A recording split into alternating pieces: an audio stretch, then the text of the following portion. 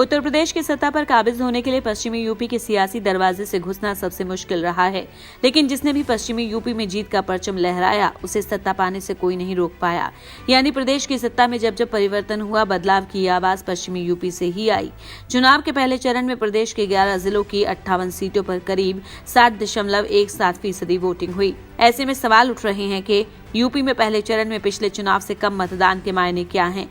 आखिर क्या कहता है वेस्ट यूपी में पहले चरण का वोटिंग ट्रेंड?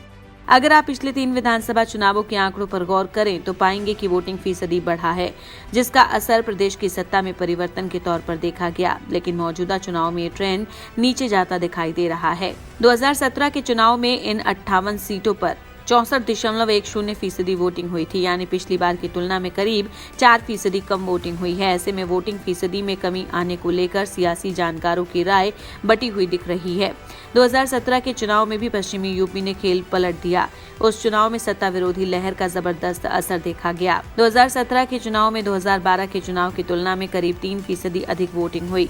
इस चुनाव में मुकाबला बीजेपी, एसपी और कांग्रेस गठबंधन के साथ ही बीएसपी के बीच था।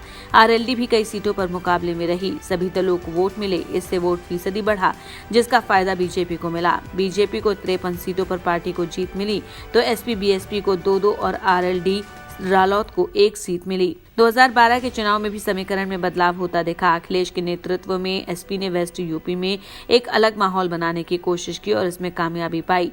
2012 के चुनाव में इन सीटों पर 61.04% वोट पड़े। 2007 के मुकाबले इस साल के चुनाव में करीब 13% अधिक वोटिंग हुई। इसका असर ये हुआ कि बीएसपी को सत्ता विरोध का नुकसान उठाना पड़ा और एसपी सत्ता पर काबिज हुई। पहले चरण के चुनाव में प्रदेश की जिन 58 सीटों पर वोटिंग हुई है, उन पर 2007 के चुनाव में 48.26% वोटिंग हुई थी। 2007 के चुनाव में लंबे समय बाद मायावती के नेतृत्व में बीएसपी की पूर्ण बहुमत वाली सरकार बनी थी। ऐसे में इस चुनाव में भी वोटरों के रुझान ने एक बड़ा संदेश जरूर दे दिया है। इंडिया न्यूज वायरल की रिपोर्ट।